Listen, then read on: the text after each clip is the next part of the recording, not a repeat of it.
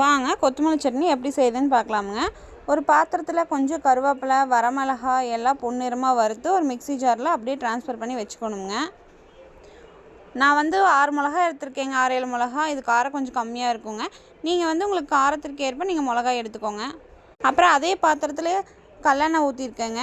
ஊற்றிட்டு சின்ன வெங்காயம், பூண்டு, இஞ்சி எல்லாம் தொளிச்சு வச்சுருக்கோங்க.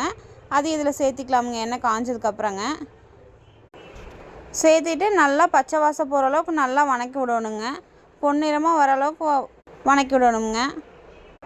வணங்கும் போதே கொஞ்சம் கல்லுப்பு சேர்த்திக்கணுங்க. அப்போ தாங்க சீக்கிரம் வணங்குங்க சின்ன வெங்காயம். இந்த மாதிரி நல்லா பொன்னிறமாக வணங்கினதுக்கப்புறங்க கொஞ்சம் சீரகங்க, கொஞ்சம் நாட்டு கொத்தமல்லி சேர்த்துருக்குறோங்க. அப்புறம் ஒரு 3 தக்காளி சேர்த்துருக்கோங்க. நீங்கள் தேவைக்கு ஏற்ப சேர்த்துக்கலாமுங்க. அப்புறம் கழுவி வச்சுருக்க கொத்தமல்லி அப்படியே சேர்த்திருக்கிறோங்க. கொஞ்சம் தேங்காய் சேர்த்திருக்கிறோங்க. தேங்காய் துருவியும் போட்டுக்கலாமா, இந்த மாதிரி கட் பண்ணியும் போட்டுக்கலாமுங்க. கொஞ்சம் புளி சேர்த்திருக்கோங்க. சேர்த்திட்டு ஒரு மிக்ஸி ஜாரில் போட்டுட்டு அரைச்சி எடுத்துட்டோம்னா நம்மளோட கொத்தமல்லி சட்னி ரெடிங்க. நீங்களும் செஞ்சு பார்த்துட்டு எப்படி இருக்குன்னு சொல்லுங்கள்.